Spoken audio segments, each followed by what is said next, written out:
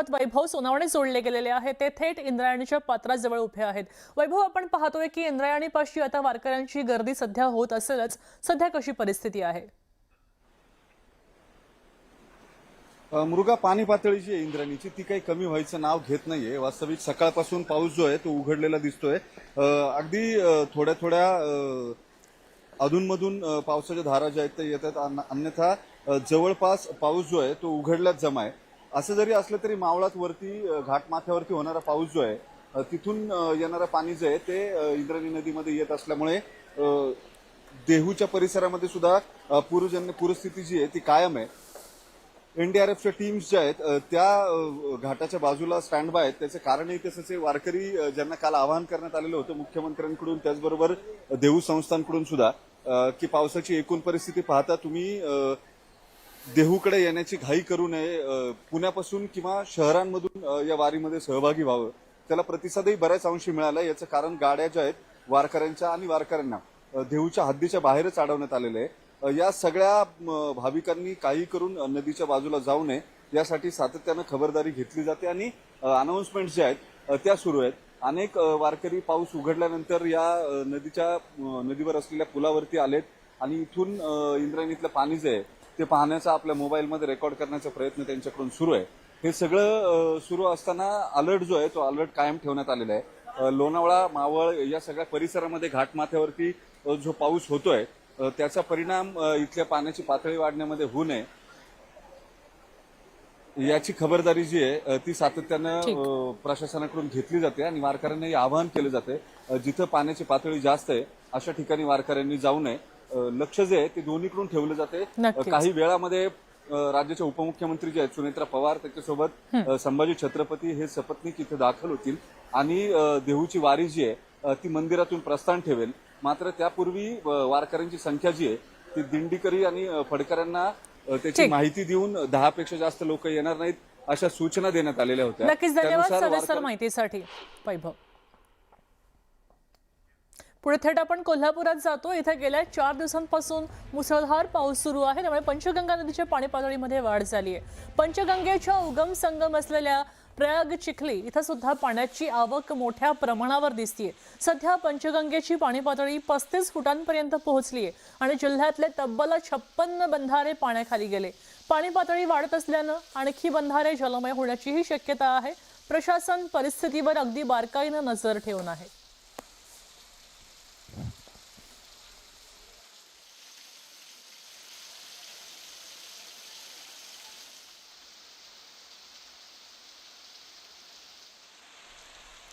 राज्यासह सह्याद्रीच्या डोंगरांमध्ये सुरू असलेल्या मुसळधार पावसामुळे आता भीमेच्या पाणी पातळीमध्ये मोठी वाढ झाली आहे.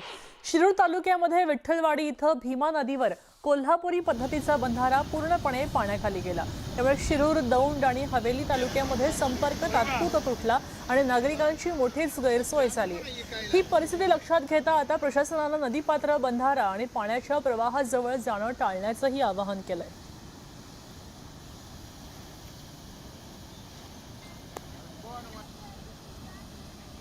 पुन्हा आपण पालघरमध्ये जाऊया. इथं सूर्या नदीच्या पाणी पातळीमध्ये अजूनही वाढ होतीये. सूर्याला पूर आलाय, त्यामुळे इथं मसवण इथल्या मनोर पालघर मुख्य रस्त्यावर पाणी साचलंय. रस्ताच पाण्याखाली गेलेला आहे.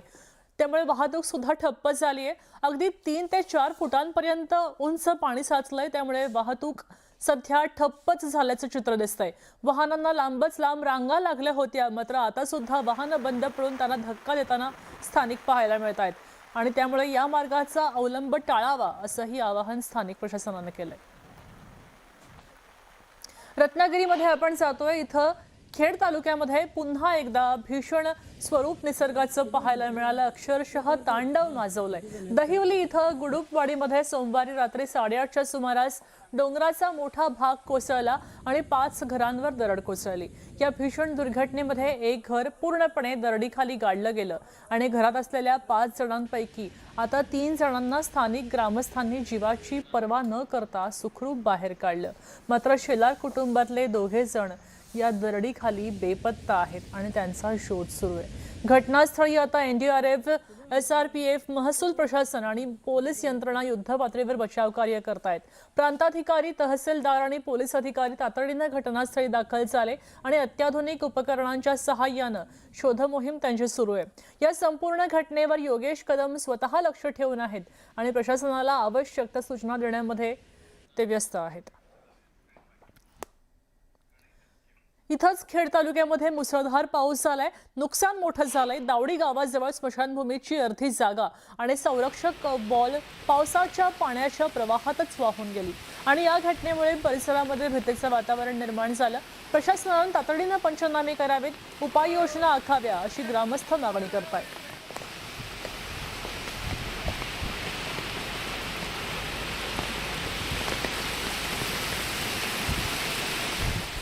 कल्याण डोंबिवली महापालिकेच्या ड प्रभागामध्ये आरोग्य केंद्राची संरक्षक भिंत कोसळली आणि मोठी दुर्घटना झाली। ही भिंत शेजारच्या एका इमारतीमध्ये सोसायटीच्या कार्यालयावर कोसळली आणि त्यामुळे मोठं नुकसान या इमारतीचं झाल्याचं पाहायला मिळत आहे। सुदैवाने या घटनेमध्ये कोणतीही जीवितहानी झाली नाही। स्थानिक रहिवाशांचा विरोध असताना सुद्धा महापालिकेने ही भिंत उभारली होती असा आरोप करत या दुर्घटनेस जबाबदार अधिकाऱ्यांवर गुन्हे दाखल करायची मागणी स्थानिक नगरसेवक महेश गायकवाड यांनी केलेली आहे।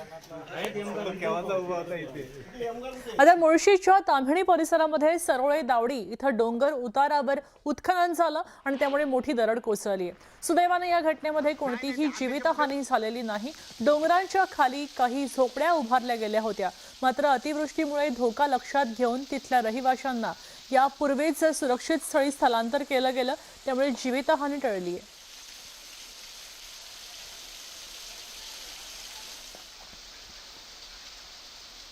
कोकण रेल्वेचं वेळापत्रक सलग दुसऱ्या दिवशी विस्कळीत झालेलं आहे। मुंबईतनं कोकणाकडे जाणाऱ्या कोकण कन्या, तुतारी आणि मांडवी एक्सप्रेस उशिराने धावत आहेत। मांडवी एक्सप्रेस सुमारे 2 तास तर दादरहून सुटणारी जनशताब्दी एक्सप्रेस 1.5 तास उशिराने धावतीये। दिवा सावंतवाडी दिवा एक्सप्रेसला सुद्धा सुमारे 3 तासांचा विलंब झालाय आणि त्यामुळे कोकण आणि मुंबई दरम्यान प्रवास करणाऱ्या हजारो प्रवाशांना मोठाच मनस्ताप सहन करावा लागतोय। सततच्या कोसळणाऱ्या मुसळधार पावसाचा फटका कोकण रेल्वेच्या वेळापत्रकावर बसलेला पाहायला मिळतोय। मी आता कुडाळ रेल्वे स्थानकात आहे। या ठिकाणी मुंबईहून येणारी कोकण कन्या एक्सप्रेस यासह तुतारी एक्सप्रेस ज्या आहेत त्या कोकणाकडे येताना तब्बल 1 तास उशिराने धावत आहे। तर यासह आपण पाहायला गेलात तर सकाळी सुटणारी जी दिवा एक्सप्रेस आहे ती कोकणाकडे येते, ती सुद्धा 1 तास उशिराने धावत आहे। यासह पाहायला गेलात तर मांडवी एक्सप्रेस जी आहे तीही उशिराने धावत आहे। यामुळे कोकणातून गोव्याकडे जाणाऱ्या ज्या गाड्या आहेत त्या उशिराने धावताना आपल्याला पाहायला मिळतात। यामुळे प्रवाशांचे यतोनात हाल होताना पाहायला मिळतात आणि कोकण रेल्वेचं वेळापत्रक जे आहे ते आपल्याला कोलमडलेलं पाहायला मिळतंय। कॅमेरा पर्सन अनघासह प्रसाद पातळे, न्यूज 18 मराठी, कुडाळ, सिंधुदुर्ग। पुण्यातल्या वाघोली लोहगाव रस्त्यावर आज सकाळीच पावसाच्या पाण्याचा फटका खासगी कंपनीच्या बसलाही बसला। अचानक पाणी वाढलं, त्यामुळे बस रस्त्यामध्येच अडकली गेली आणि त्यामध्ये सुमारे असलेले बरेच कर्मचारी अगदी बराच काळ अडकून पडले होते। घटनेची माहिती मिळताच अग्निशमन दल आणि PMRDAच्या जवानांनी घटनास्थळी धाव घेतली आणि सगळ्या कर्मचाऱ्यांना अगदी सुरक्षितपणे बसमधनं बाहेर काढले। या घटनेत कोणतीही जीवितहानी झाली नाहीये। परिसरामध्ये काही काळ वाहतुकीवरही परिणाम झाला होता।